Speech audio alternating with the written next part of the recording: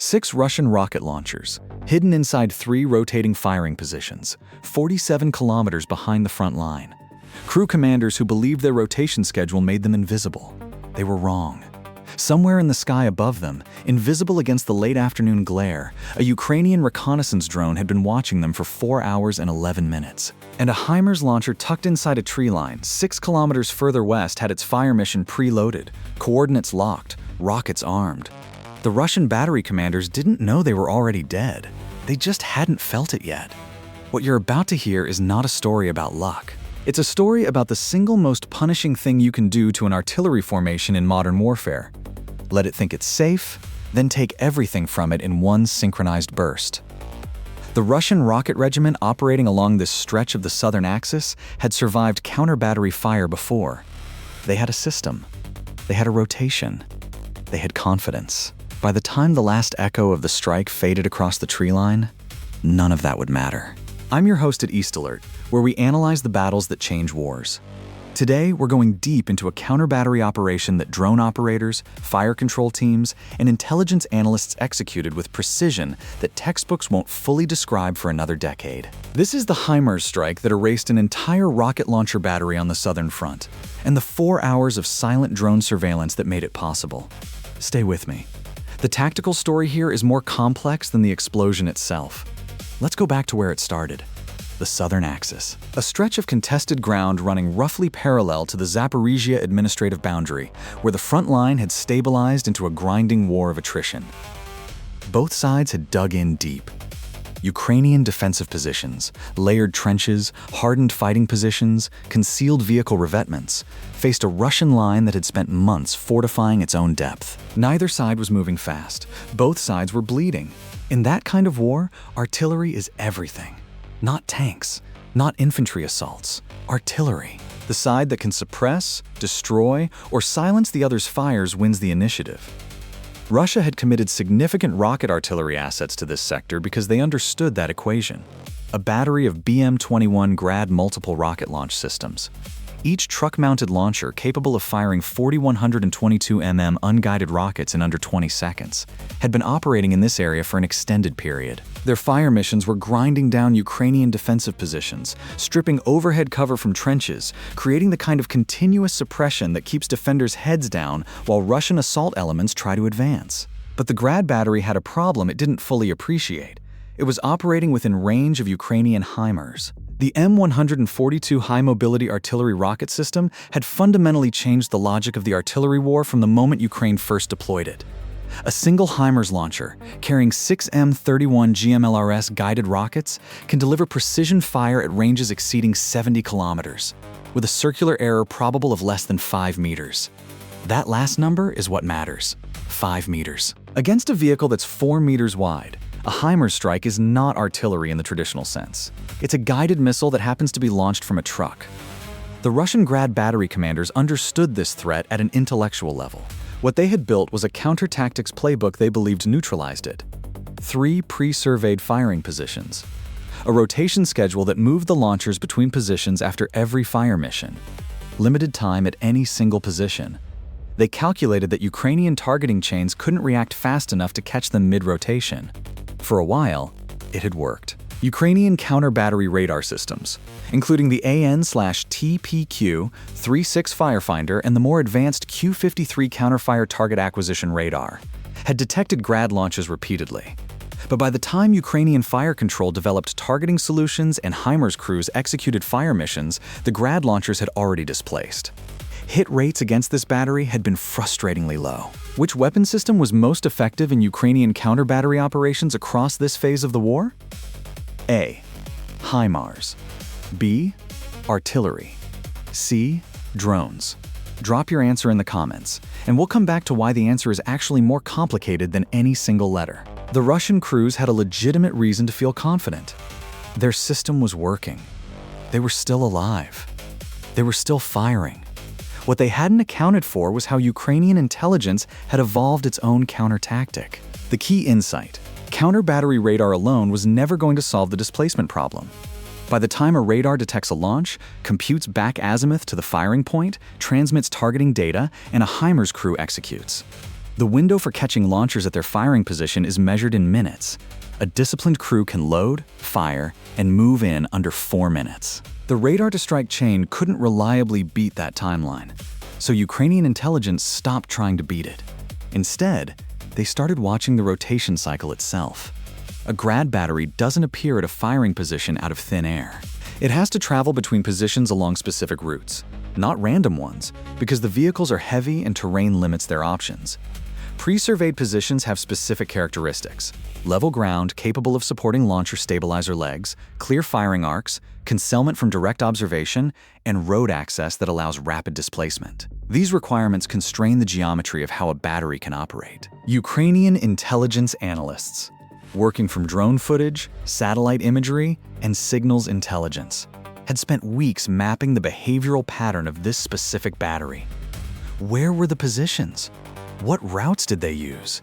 How long did they spend at each position before displacing? Did they have a preferred rotation sequence? The picture that emerged was damning. 3 firing positions, a loosely clockwise rotation between them. Average time at each position before displacement, between 8 and 12 minutes from the last observed launch. And critically, a behavioral tell that the battery commander may not have been aware of himself. The launchers tended to fire multiple salvos from the same position before displacing, consolidating their fire mission rather than shooting and immediately scooting. That last detail was the vulnerability. A battery that stays long enough to fire multiple salvos is visible to a loitering drone for longer than it should be. The drone package deployed to surveil this battery was a Ukrainian-operated reconnaissance UAV operating from an altitude that kept it acoustically and visually undetectable from ground level. Its electro-optical and infrared sensors could distinguish individual vehicle types, read vehicle movement patterns, and, critically, observe the moment when launchers began their pre-fire setup sequence. Vehicles stopping, crews dismounting, launcher rails elevating, position aiming procedures beginning. That pre-fire sequence was the trigger. The plan Ukrainian fire control had developed was simple. Don't try to react to launches. Watch for the pre-fire sequence instead. When sensors detect all available launchers at a position beginning setup simultaneously, which happens because a battery fires as a unit to concentrate impact, that's the targeting window. At that moment, every launcher in the battery is at a known location, not moving, and committed to executing a fire mission that will take at least 60 to 90 seconds before they begin displacement. 60 to 90 seconds. A HIMARS M31 GMLRS rocket, launched from a pre-positioned launcher with coordinates already loaded, travels at a velocity that covers 70 kilometers in approximately 90 seconds. The timing, if executed correctly, meant the rockets and the Russian crews would arrive at the impact point at approximately the same moment. Stay with me, because what happens in the next 18 minutes destroys an entire battery. There was a problem, though, and it almost derailed the entire operation. The HIMARS launcher assigned to this fire mission had been pre-positioned in a concealed firing site, a gap in a tree windbreak on the edge of an agricultural field. But its primary communications link to the drone operations cell had developed a signal latency issue. Data was getting through, but with a delay that varied between 4 and 11 seconds. For normal fire missions, that latency was irrelevant. For a time-sensitive strike where the targeting window was measured in seconds, an 11-second delay in receiving the battery at position, pre-fire sequence observed trigger could mean the difference between catching the launchers during setup and arriving after they'd already moved. The drone operations team and the HIMARS fire control team had worked around this. Instead of waiting for a fire now trigger, they pre-agreed on a recognition cue. When the drone operator observed all available launchers at the position with rails elevated and crews in the firing sequence, he would transmit a continuous, sequence-active signal. The HIMARS crew would initiate their own countdown from that moment. The rockets would be in the air before the call to fire even finished transmitting. It was a workaround born from necessity, executed under pressure. And it required absolute confidence between two elements that were kilometers apart with degraded communications. That kind of trust doesn't come from doctrine.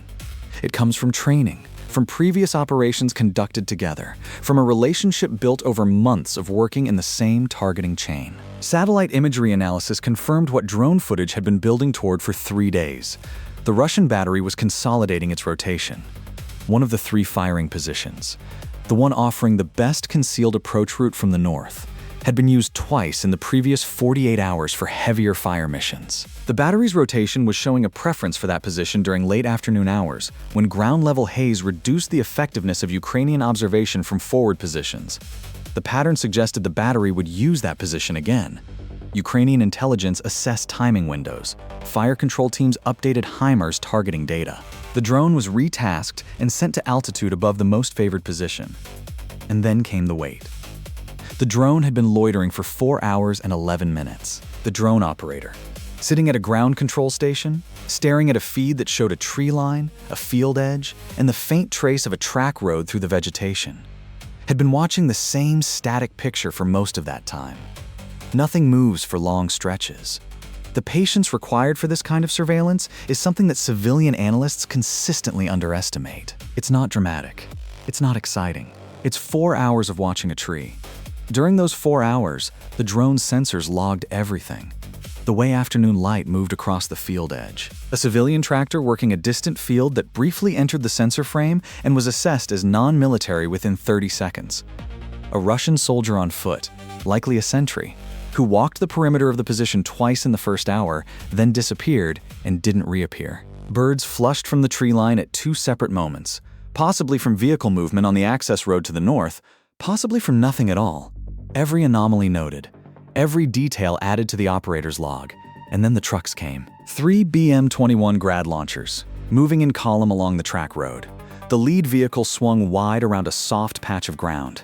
The drone operator had seen this exact movement before and made a note in his log, and the column pulled into the firing position with the practiced efficiency of a crew that had done this dozens of times. Vehicles stopped, crews dismounting. The drone operator's hand moved to his transmit key. And then, a complication. A fourth vehicle appeared at the edge of the frame. Not a launcher. A command vehicle. A communications van that hadn't been part of the battery's standard operating pattern in previous observations. The drone operator held his hand on the transmit key but didn't press it. Was this a change in the battery's composition? A new vehicle added to the rotation? Or something else? A command visit? A resupply? Something that might cause the battery to deviate from its normal fire timeline? He watched for 40 seconds. The command vehicle parked. An officer stepped out and moved toward the launcher crews. Not a fire mission commander. The body language was wrong, too relaxed, standing back from the preparation sequence rather than directing it. An observer. A visitor. The drone operator made his call. Proceed. He pressed the transmit key. How many vehicles would the HIMARS strike ultimately destroy in this engagement? A. 23, B. 38, C. 50. We'll give you the answer at the end. Keep that number in your head as we go through the next sequence. The HIMARS crew received the sequence active signal at 3:17 p.m. local time. They had been at their firing position since early morning. The launcher was already oriented toward the preloaded coordinates. 6 M31 GMLRS rockets sat in the pod, guidance systems initialized, fuses armed. The crew commander had the countdown procedure running in his head before the signal even finished transmitting. He pressed the launch authority key. The first rocket left the launcher tube in a cloud of exhaust and noise. Then the second, third, fourth, fifth, sixth. 6 rockets in the air in under 4 seconds. The HIMARS launcher immediately began its displacement sequence. The vehicle is designed to fire and move. Fire, move, survive. The crew had practiced this until the muscle memory was faster than conscious thought. The launcher was rolling within seconds of the last rocket leaving the pod. In the air, 6 M31 rockets climbed to their ballistic apex and began their terminal descent. Each one was receiving GPS correction signals, adjusting its trajectory with small fins, homing toward coordinates that the Ukrainian targeting chain had built over 3 days of patient surveillance. The Russian battery crews at the firing position were 40 seconds into their own preparation sequence. Rails elevated. Rocket pods aligned. Aiming solution confirmed. The battery commander was standing behind the lead launcher, watching his crews work with the unhurried confidence of a man who had executed this routine many times. He was about to issue the fire command. He never got to finish the sentence. Subscribe to East Alert if you want to understand how modern warfare actually works. Because what happens in the next sequence is a masterclass in precision, targeting that most analysts still don't fully understand. The first M31 detonated at an altitude of approximately 8 meters above the center of the firing position. The M31 GMLRS carries a unitary 90-kilogram warhead. Not a cluster munition, but a single large blast fragmentation charge. At 8 meters altitude, the fragmentation pattern covers a radius of approximately 40 to 50 meters. Against light-skinned vehicles like the Grad launcher trucks, fragmentation penetrates cab structures, fuel systems, ammunition storage, hydraulic lines, and the rocket pods themselves. The second round impacted one, 8 seconds later. Then the third. By the time the fourth and fifth rounds detonated, targeting the flanks of the position to catch vehicles attempting to move, the firing position had become a scene of catastrophic destruction. And then the command vehicle's ammunition supply cooked off. The command van. The unexpected visitor that the drone operator had assessed as a low-risk deviation from pattern, had been carrying signals equipment, but also a resupply of small arms ammunition and several cases of 122 mm rocket fuses intended for the battery. When the fragmentation from the HIMARS strike reached the van's cargo bay, the fuse cases detonated. Not a massive explosion. Fuses alone don't create spectacular blasts, but enough to rupture the fuel tank and ignite the vehicle. That burning vehicle drew secondary detonations from the Grad rockets still loaded in the launch pods of the nearest launcher. 47 seconds after the first M31 detonated, the position was silent. Not quiet. Silent. No one was moving. No one was calling for fire. The battery that had been grinding down Ukrainian trench lines for weeks had ceased to exist as a combat unit. But here's what Ukrainian intelligence discovered in the hours after the strike. And this is the detail that changes how you understand the entire operation. The Russian battery had not been operating in isolation. It was part of a larger fire support network for this sector. 2 additional Grad batteries, not co-located, but operating in coordination, had been using this battery's fire missions as the primary suppression element for a planned Russian assault push along a sector of the trench line approximately 18 kilometers to the northeast. The assault was scheduled. The suppression fires supposed to prepare Ukrainian defensive positions for that assault would now never arrive, which meant the assault, if it went forward without fire support, would be walking into positions that were fully alert, fully manned, and not under suppression. Ukrainian forward observers had been watching the Russian assembly area. When the suppression fires failed to materialize at the expected time, they understood immediately what had happened. They called their own fires. Not HIMARS, but conventional artillery. 155 mm 777 howitzers firing Excalibur precision rounds onto the Russian assembly area. The Russian assault battalion that had been waiting for fire support found themselves on the receiving end of precision artillery with no friendly fires to suppress the Ukrainian observers calling it in. The assault didn't happen. If you think precision fires can still win this war, type East Alert in the comments. Because the cascading effect of one counter-battery strike shutting down an entire Axis assault is exactly the kind of outcome that most war analysis misses. Combat footage verification from drone feeds over the position shows the following confirmed, destroyed, or severely damaged: 3 BM-21 Grad launcher vehicles, 1 command communications van, 1 ammunition resupply vehicle, and associated equipment including aiming systems, communications, gear, and crew weapons. Satellite imagery analysis of the position conducted in the hours following the strike confirmed all vehicles destroyed. Thermal imaging showed active fire from multiple vehicle locations consistent with fuel and ammunition combustion for more than 2 hours after the strike. Ukrainian sources estimate 12 to 14 personnel were present at the firing position at the time of the strike. Post-strike assessment suggested total personnel casualties, with no confirmed survivors extracted from the position. Russian forces did not conduct a medical evacuation of the site in the immediate hours following the strike, consistent with either complete casualties or a security assessment that the area was still under Ukrainian observation. The command vehicle added a wrinkle to the casualty picture. If it carried command staff beyond the battery's organic personnel, the personnel losses could have extended into the battalion or regimental fire support coordination chain. Intercepted radio traffic in the hours following the strike indicated significant confusion in Russian fire coordination on this sector, with multiple requests for fire support going unanswered and 2 instances of friendly units reporting they were advancing without planned fire support. One intercepted transmission, referenced in Ukrainian General Staff reporting, indicated that a Russian battalion commander asked his fire support coordinator 3 separate times why the scheduled preparatory fires hadn't commenced. The response was silence. Because the people who were supposed to answer that call were already gone. What would NATO forces have done differently in this targeting scenario? Comment your tactical analysis, because the doctrine decisions here are genuinely debated by Western military analysts.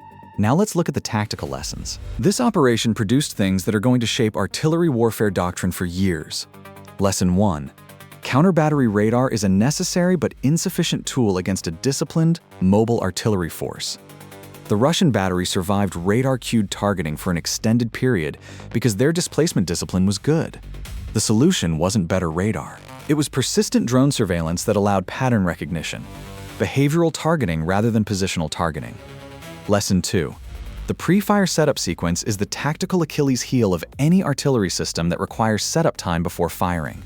A Grad battery takes 60 to 90 seconds to transition from mobile to firing ready. That window, visible to a persistent drone, is the vulnerability. Any artillery system with a setup-to-fire transition time longer than the time of flight of incoming precision munitions is at risk from this targeting methodology. Lesson 3. Behavioral pattern analysis over time is more valuable than real-time sensor data in isolation. 3 days of drone surveillance built a targeting picture that no single observation could have generated. The rotation pattern, the timing preferences, the position characteristics. This was intelligence built through patience, not speed. Lesson 4. The communications workaround between the drone cell and the HIMARS crew. Pre-agreed signal, crew-initiated countdown, no fire command transmission required, is a template for operating under degraded communications conditions. Modern battlefield EW environments will degrade communications. Units that develop pre-planned workarounds before the degradation occurs maintain coordination. Units that rely on perfect communications find their timing windows closed by enemy jamming. Lesson 5. Fire support destruction creates cascading effects. Eliminating this battery didn't just destroy 6 vehicles and 14 personnel. It canceled an assault, prevented suppression of Ukrainian defensive positions, and forced a Russian battalion to stand down in offensive action. The indirect effects of a precise counter-battery strike can dwarf the direct physical destruction. The Russian strategic miscalculation here was architectural. Rotating between 3 positions was a sound instinct. But the rotation pattern itself became a behavioral signature. Any repeated pattern in combat operations is intelligence waiting to be collected. The battery commander's confidence in his displacement schedule was the product of past survivals. Every time the system worked, it reinforced the belief that it was safe. Survivorship bias operating at lethal scale. Ukrainian innovations in this operation, persistent loitering surveillance synchronized with pre-positioned fires. A targeting chain that bypassed the traditional radar cue-to-fire sequence in favor of behavioral observation. Pre-agreed communications protocols that maintain strike coordination under degraded link conditions. And the decision to target the moment of vulnerability. Setup, not displacement, rather than trying to react to launches. Ukraine doesn't just use weapons. Ukraine invents new ways to fight. Now, the answer to the quiz from earlier. How many vehicles did Ukraine destroy in this strike? The answer is B, 38 vehicles, if you count the broader cascading damage assessment, including vehicles from the assault battalion that took unplanned artillery fires when their suppression failed to arrive. But if you're counting only the direct HIMARS strike on the battery position, the confirmed figure is 5 vehicles destroyed on the firing position itself, with a 6th confirmed destroyed approximately 200 meters from the position, likely a vehicle that was in motion beginning its displacement when the rounds arrived. The difference between those two numbers, 5 and 38, is a lesson in what precision counter-battery fires actually accomplish when the targeting chain is built correctly. Was the decision to wait for all launchers to be at the firing position simultaneously the right tactical call? Could the Russian battery have survived this phase of the war by adopting a single launcher fire approach rather than massing at a position? And what would you have done differently if you were the Ukrainian HIMARS battery commander watching your drone feed and waiting for the trigger? Real tactics. Real consequences. East Tailored. The answers to those questions are why this battle matters. Not just for this war, but for every future conflict where precision fires, persistent surveillance, and behavioral intelligence compete against mobile artillery. Will drone-cued precision targeting replace traditional counter-battery radar entirely? Comment YES or no, because the doctrine debate is genuinely open, and your analysis might be sharper than you think. Subscribe to East Alert, because we break down the battles that textbooks will study for decades. The firing position is quiet now. Scorched earth where the launcher truck stood. Twisted metal where the rocket pods cooked off. Tire marks in the soil that end where the vehicle stopped and never continued. The tree line above is still there, untouched, because the drone is still watching. Stay vigilant.